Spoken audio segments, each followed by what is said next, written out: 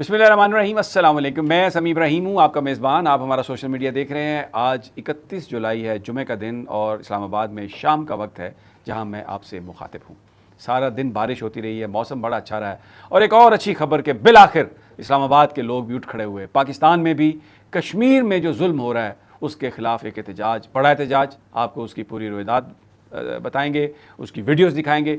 और लोग इसलिए ज़्यादा आए कि एहतजाज करने वाला, एहतजाज का ऑर्गेनाइज़र साबिक सेनेटर मुश्ताक अहमद थे, जो एक जेन्युइन फ़ाइटर हैं और इंसानी हकूक़ के लिए लड़ते हैं। तो वो मैं आपको उसकी तफसील बताऊंगा। और मुज़फ़्फ़राबाद से जो खबरें आ रही हैं, वहाँ पर जो इंतखाबी दफातर थे मुख्तलिफ़ जमातों के, उनको एहतजाज करने के लिए लोग निकले और उन पोस्टर्स को फाड़ दिया, उन जो कैंप्स थे उनको उखाड़ दिया। वो कह रहे हैं कि कश्मीर में इलेक्शन अब मज़ीद नहीं हो सकता। जो खून आपने बहाया है पूंछ डिवीज़न में, जिस तरीके से वहाँ पे जुल्म हुआ है रावला कोट में, मीरपुर में, कोटली में, अब इलेक्शन नहीं होगा। एक बड़ी गंभीर सूरत हाल है। लेकिन अनफॉर्चुनेटली आज जो DGISPR की प्रेस कॉन्फ्रेंस है उसमें उन्होंने अवामी एक्शन कमेटी के जो नाते तो उनका जो ताल्लुक है इंडिया से जोड़ने की कोशिश की है। इस पर लोगों को आज बहुत मायूसी हुई है।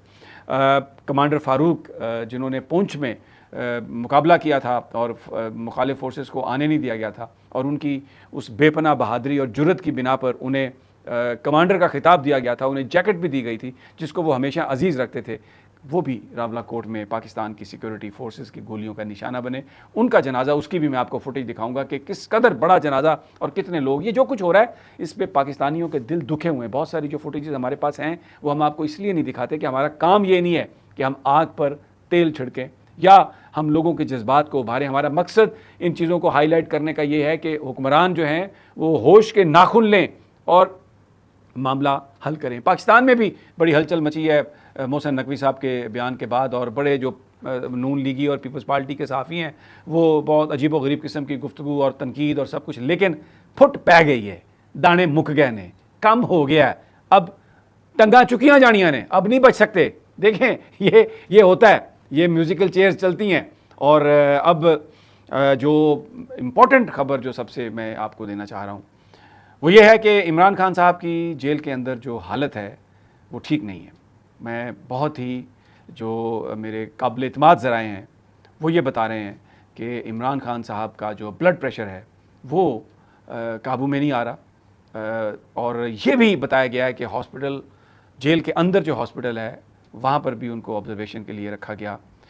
कितनी देर तक रखा गया और क्या हुआ इसके बारे में मज़ीद हमें तफसीलात नहीं है, लेकिन उनका blood pressure, doctor Shahbaz Gill को मैं सुन रहा था, वो ये कह रहे थे कि ये ऐसी चीज़ें उनको दे रहे हैं जिससे खाने में मिलाकर, जिससे उनका ब्लड प्रेशर इमरान खान का हाई हो गया।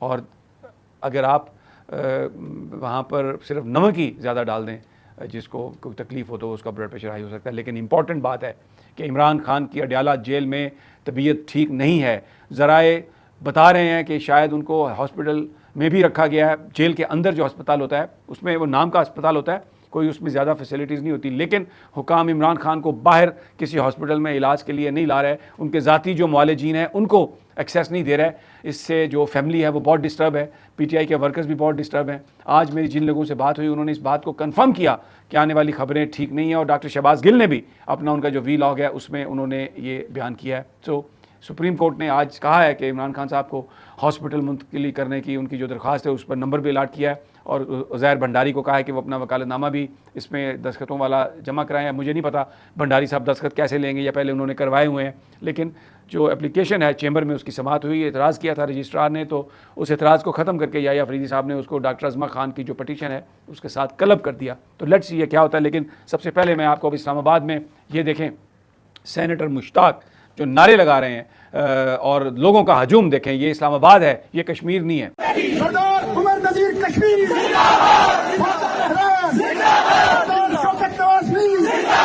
कमांडर फारूक शहीद, उसामा जमील शहीद, कश्मीर शहीद, सरदार आवान। आप सब लोग इनकलाब आएगा, आप सब लोग से इनकलाब आएगा, दुआओं से इनकलाब आएगा, दुआएं उठाएंगे, इनकलाब आएगा, जो दिखाएंगे इनकलाब आएगा,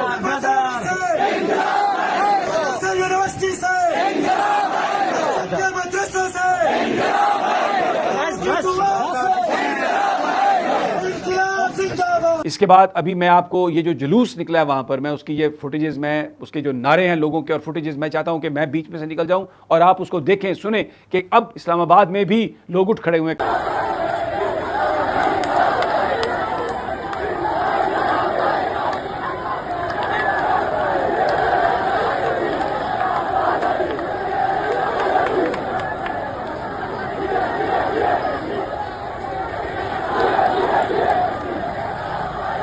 कल ये कह रहे थे ना मोहसिन नकवी साहब कि अगर ये काकरोच उठ खड़े हुए तो ये हाशिया पलट देंगे। तो ऐसा लग रहा है कि बिल आखिर जो कश्मीर के अंदर जो हो रहा था, जो जुल्म हो रहा था और जिस तरीके से वहाँ पे लोगों ने उसका मुकाबला किया, उसके जो असरात हैं वो पाकिस्तान में आना शुरू हो गए हैं। और आज इस्लामाबाद की सड़कें गूंज रही हैं, नौजवानों के नारों से गूंज रही हैं। इंतहाई एक बड़ा मुजाहरा कश्मीरियों के साथ, उनके अवामी एक्शन कमेटी के साथ, कि उनके इज़हार यकजहती के लिए ये जो मुजाहरा हुआ है। जो एक और अफसोसनाक खबर थी, मैंने आपको बताई कमांडर फारूक की, ये आप उनके जनाजे के मनाजिर देखें।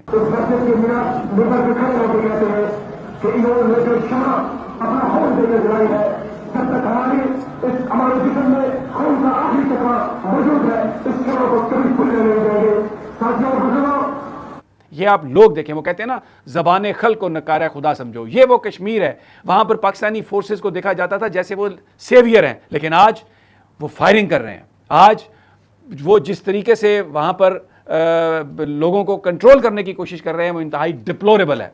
और मुजफ्फराबाद में भी लोग निकल आए। ये आप देखें, जो सियासी जमातों के जो ऑफिसेज हैं, कैंप ऑफिसेज हैं, उनके जो झंडे लगे हुए थे उनको उखाड़ रहे हैं और कह रहे हैं कि यहाँ पर इलेक्शन नहीं हो सकता। तो ये मुजफ्फराबाद चला मुकम्मल लॉकडाउन, शटर डाउन, लोग सियासी जमातों के पोस्टर उखाड़ के फेंक रहे हैं। मुजफ्फराबाद की आवाम ने गैरत का मुजाहरा करते हुए लॉकडाउन कर दिया पूरे मुजफ्फराबाद में। तो एक बड़ा, एक भरपूर आज एक्टिविटी का दिन। अब लेट्स सी आगे चीज़ें कैसे अनफोल्ड होती हैं। बाकी जो मोहसिन नकवी साहब की प्रेस कॉन्फ्रेंस और पाकिस्तान के अंदर निज़ाम की तब्दीली के हवाले से आज अलीम खान साहब ने एक और बात कर दी। उन्होंने कहा जी कि जो 4 सूबे हैं और हर सूबा 3 हिस्सों में डिवाइडेड हो और उसके नाम ऐसे हों कि एक नॉर्थ है, नॉर्थ 1, नॉर्थ 2, नॉर्थ 3, इसी तरह सेंटर और इसी तरह साउथ। तो उन्होंने बहुत ज़्यादा सूबों की बात कर दी है। अब लेट्स सी कि क्या होता है। वैसे तो जरदारी साहब और नवाज़ शरीफ साहब और ये सारे, शहबाज शरीफ जो है, नवाज़ शरीफ को माइनस कर दें ज़रा, शहबाज शरीफ वगैरह, ये सब एक ही थाली के चट्टे बट्टे हैं, एक ही सिक्के के मुख्तलिफ रुख हैं। But let's see what happens and let's see who makes the difference. मुझे इजाज़त दीजिए अगली वीडियो तक। अल्लाह निगहबान।